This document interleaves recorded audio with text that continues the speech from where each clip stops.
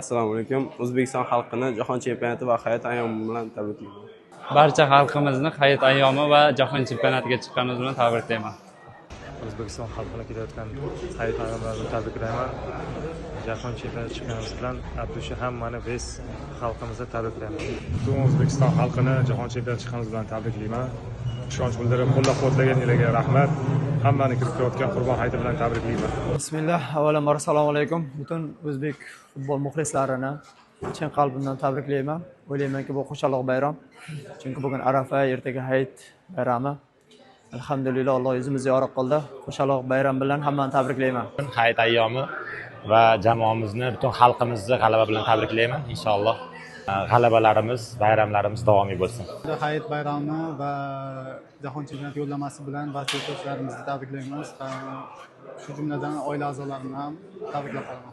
Assalomu alaykum. Barcha O'zbekiston xalqini jahon chempionati yo'llanmasi bilan hamda Qurbon hayiti bayrami bilan tabriklayman.